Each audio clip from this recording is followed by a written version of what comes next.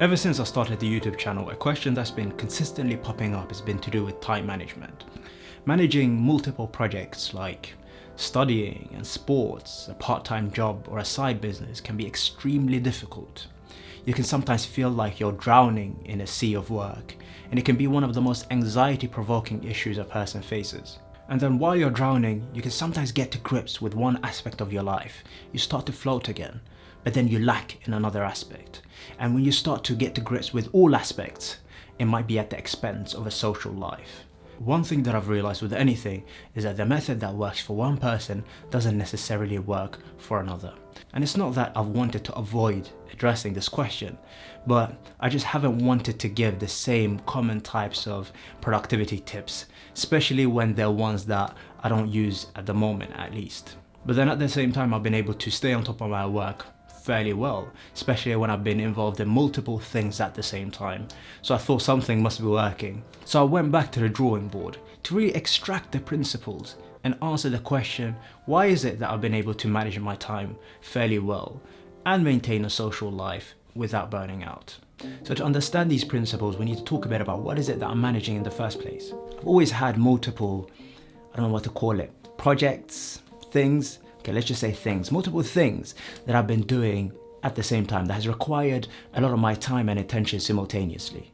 And as a student, I was on one of the most demanding biomedical science courses in the country. At that same time, I held down a part-time job where I used to work full-time during the holidays and 1 to 2 days per week during the business week. And when I got into medical school, I decided to start this channel. And personally, I don't usually do things half-heartedly, so I decided to go completely ham and I was dropping 2 videos per week. I had to go into clinical placements a few days a week. I also had that part-time job, but I worked kind of less.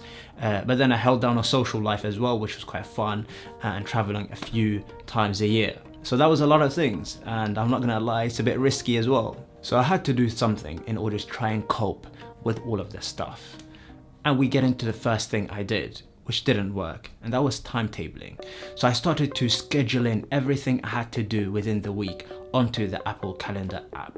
So that included all clinical placements, that included anything that's popped up, like working, that included any videos to record, editing, meal times, meetings, literally everything. And in all honesty, I'm usually quite disciplined, but I just could not keep up this type of rigid timetable or schedule. I would sometimes find that I'd allocate something to a specific time slot. So let's say clinical placements for a time slot, and then that's supposed to finish at 3, but then things just happen that's not planned and it overruns. When it overruns, it just messes up the plan because the time is running into the following session, and I just did not like it. But then I was able to strike a balance that kind of worked for me. And those are the principles that we're gonna talk about moving forward. So let's start off with the first principle, which is the 3-task rule. Instead of timetabling rigidly, each day what I would have is a list of 3 things that I wanted completed on that day. Doesn't matter what time they happen and how they happen. And actually, side point here, this is something I read in Tim Ferriss's 4-Hour Workweek book. Great book, by the way, link in the description if you want to have a look at it. And he talks about some of the most efficient ways of working and the best ways of arranging a person's time. And the specific point about these 3 tasks is that they wouldn't necessarily be difficult ones, but rather things that I was sure I could definitely complete on that day. So let's give an example of some tasks that I might set. So let's say I wake up on the 1st of January 2020, back when we had a normal life before Corona. I miss normal life. Say I wake up 1st of January and I think about what I'm going to do today. The first task, and maybe the most important one, would be to film a day in the life video. So that would be the first thing. Second one might be to write an introduction for my essay that's due in a week. And then the third one might be to go to the post office and drop off whatever you need to drop off or I need to drop off, yeah? And what you might realize here then is that, yeah, they're not really difficult, but it's about the long-term impact. Small daily completions lead to large yearly achievements. That's a bar for you right there. Okay, let's give an analogy, yeah? Look at Apple. Apple release a new phone every year. And every year, they only make it incrementally better. The phone that's released one year isn't much different from the one before. But then look at the 5-year span. If I compare, for example, the iPhone XS to the iPhone 5, you see a stark difference.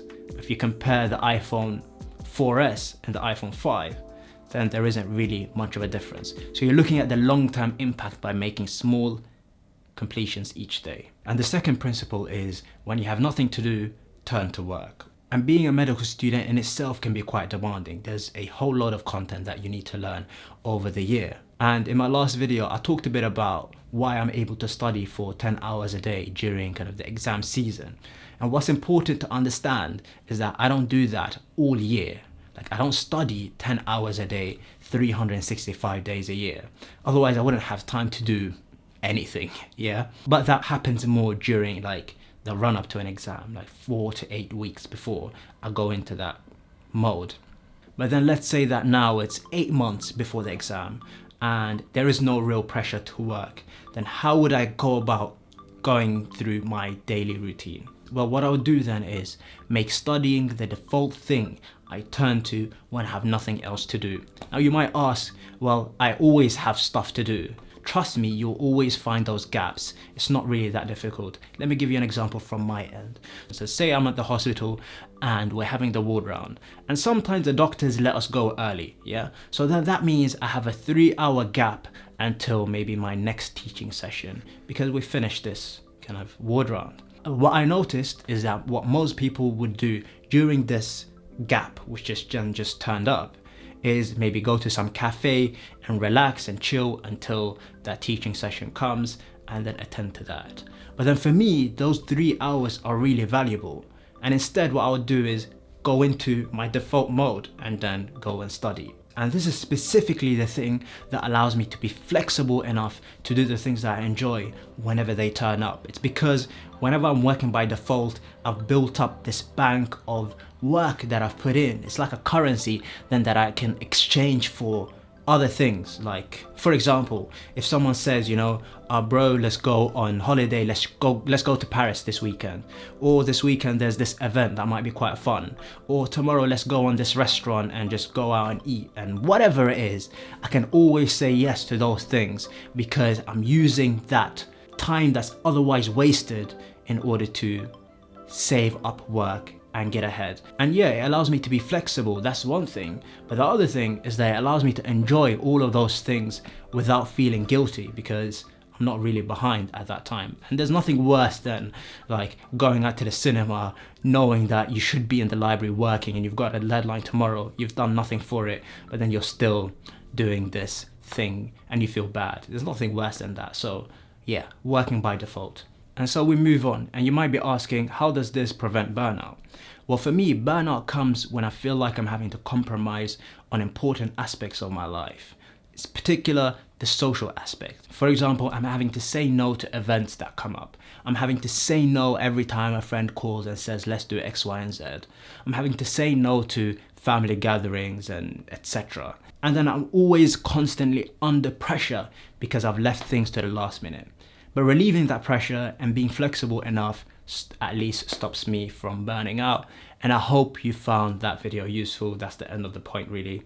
The aim really was to give some principles that you can kind of play around with. For me, it's not really about telling people doing this and doing that. And that's why I don't like to say that I give advice. Like, this is not advice. This is just stuff that I do. And then you can pick and choose the things that you might find useful and leave whatever you don't find useful. So it's up to everyone really to decide what they feel fits in with their life. I hope you like this video. Thank you. Safe.